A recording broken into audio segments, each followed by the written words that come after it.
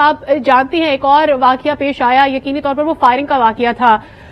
Firing کرنے کے لیے ایک خود ایڈوکیٹ اندر داخل ہوتا ہے، اور آپ کو یاد ہوگا کہ وہ ذاتی دشمنی کا شاخسانہ تھا، لیکن اس میں بھی وجہ کیا تھی کہ اس نے جو کپڑے پہن رکھے تھے وہ وکلا کے کپڑے تھے، وہی جیکٹ تھا، وہ اندر داخل ہوا۔ تو جب تک میرے خیال میں یہ رہے گا کہ آپ ان لوگوں کو پریولیج دیں جو کہ آلریڈی بلونگنگ جیسے ڈریس اپ ہوتے ہیں، تو میرے خیال میں اس طرح کے واقعات کو پھر روکنا مشکل ہی ہے۔ اگر وہ پولیس وردی میں تھا تو بھی تمام تر سیکیورٹی کا جائزہ تو لینا ضروری تھا۔ جی بالکل، آپ نے لطیف لالا کی جو قتل ہے اس کی بات کی ہے اور اس کی مثال دی ہے۔ وہ نہ صرف یہ تھا کہ وکیل کے کپڑے پہنے ہوئے تھے بلکہ وہ انٹرنی وکیل بھی تھا، تو یقیناً یہ چیزیں ہیں جو ہمیں رکھنی ہوں گی نظر میں۔ اب آپ یہ دیکھیں کہ جس دن سے بلاسٹ ہوا ہے، اگر آپ کو یاد ہو تو ہم جب شروع میں ہی لائیو کوریج کر رہے تھے تو ہمارے تک یہ اطلاع پہنچی تھی، اور میں نے اپنے بیپر میں اس چیز کا خدشہ ظاہر کیا تھا کہ ہمیں یہ بتایا جا رہا ہے کہ جو سوسائڈر تھا وہ پولیس کی وردی میں تھا، اور پولیس کی وردی میں وہ آیا ہے، اسی لیے کسی کو شک نہیں ہوا۔ اور آج ہماری وہ جو اطلاع تھی وہ صحیح ثابت ہو کر سامنے آ رہی ہے۔ تو ابھی تو انہوں نے یہ تحقیق بھی کرنی ہے نا، ابھی تو ہمیں ابتدائی بات آئی جی پی صاحب نے بتائی ہے کہ وردی میں آیا تھا۔ اب یہ کون تھا، اس کو ڈسکلوز جب آپ کریں گے تو پھر آپ کو پتہ چلے گا کہ کہیں ایسا تو نہیں ہے کہ یہ انہی میں سے کوئی تھا، یا ان کے ساتھ کوئی تھا، یا ان کا کوئی رشتہ دار تھا، یا ان کا کوئی ملنے والا تھا۔ تو یہ چیزیں ہیں بڑی کریٹیکلی ہمیں دیکھنی ہوں گی۔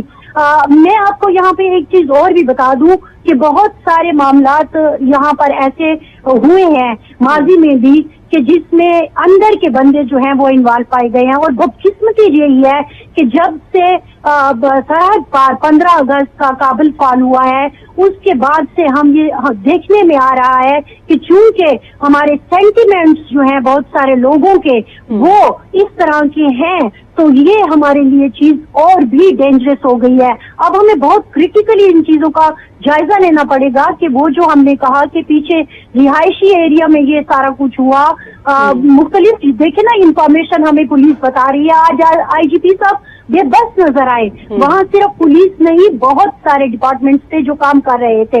اچھا، وہ سارے وہ ڈپارٹمنٹ ہیں جو قانون نہ صرف نافذ کرنے والے لوگ ہیں، ہماری حفاظت کرنے والے لوگ ہیں، اور ان کے اندر جب اس قسم کی پینیٹریشن ہو جاتی ہے تو پھر چیزیں بہت مشکل ہو جاتی ہے۔ تو اسی لیے ہمیں واقعی بہت احتیاط کرنی پڑے گی، لیکن اس احتیاط سے پہلے ہمیں تھوڑا سا اور بھی کام کرنا پڑے گا، اور وہ ہوگا ان نظریات کو کہ جیسا کہ ہم نے نکات 22 بنائے تھے نیشنل ایکشن پلان کے، اس میں ہم نے یہ کہا تھا کہ جو ان کے نہ صرف سینیٹیٹر بلکہ سمپتھائزر جو ہیں ہمیں ان کو نشانہ بنانا ہوگا اور ان کے خلاف کاروائیاں کرنی ہوں گی۔ تو ہم اپنے ارد گرد جو ایک جال بچھتا ہوا دیکھ رہے ہیں وہ فیسیلیٹیٹر کے ساتھ ساتھ سمپتھائزر کا بھی ہے۔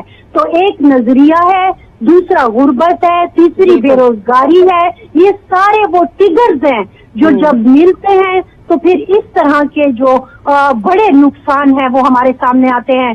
101 زندگیوں کا ایسی حساس جگہ پر جانا یہ کوئی عام بات نہیں ہے۔ ہم بار بار کہہ رہے ہیں پختونخوا میں آگ جو پچھلے 1-1.5 سال میں آہستہ آہستہ دوبارہ لگنی شروع ہوئی ہے، اس کو روکیں، لیکن ہمیں بتایا گیا کہ نہیں جی ہماری بات چیت جاری ہے، نہیں جی ہم چیزوں کو سنبھالنے کی کوشش کر رہے ہیں، لیکن ہم دیکھ رہے ہیں کہ جب ہر گلی میں آپ کا سمپتھائزر موجود ہوگا تو پھر آپ کو پتہ بھی نہیں چلے گا کہ یہ نقاب پوش، یہ وردی میں مبلوس، یہ ہیلمٹ لیے موٹر سائیکل پر آنے والا جن باتوں کی آپ نشاندہی کر رہی ہیں، جیسے کہ آپ یہ بھی بتا رہی ہیں کہ بات کی جا رہی ہے کہ پیچھے رہائشی ایریا ہے، کیا وہاں پر کوئی موجود تھا، وہاں کسی نے پناہ حاصل کی تھی، کیا کبھی اندر کا ہی شخص تھا جس کو استعمال کیا گیا ہے، پھر آپ نے استعمال کیا یہ لفظ سمپتھائزر کا۔ اس پر ذرا شوکت پراچا صاحب سے بات کر لیتے۔ شوکت پراچا، سمپتھائزرز کون ہیں؟ آپ کی عوام ہی تو ہیں، اب گریونسز بہت سارے لوگوں کے ہیں۔ کل ہم نے ایک احتجاج ہوتے ہوئے دیکھا، اس کا جواب آج ہم نے آئی جی صاحب کی آواز میں جو ان کی پریس کانفرنس تھی وہ بھی حاصل کر لیا۔ لیکن بات یہ ہے کہ ملک کے مسائل ایک طرف، سیکیورٹی ایک طرف، اگر ان دونوں چیزوں کو کسی بھی ایک سلور لائننگ ہے جہاں پر یہ دونوں چیزیں مل رہی ہیں تو اس پر بات کون کرے گا، ان معاملات کو سارٹ آؤٹ کون کرے گا؟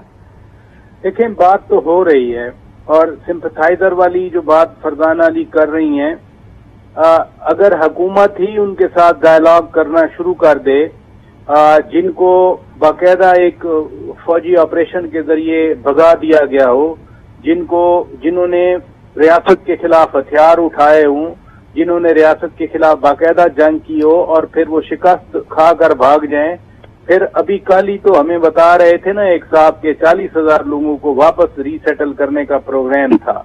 तो उस 40,000 लोगों को रीसेटल करने की इजाजत किसने दी थी? फैसला करने के लिए सबसे बड़ा ऐवान तो पार्लियामान है। क्या पार्लियामान ने इजाजत दी थी?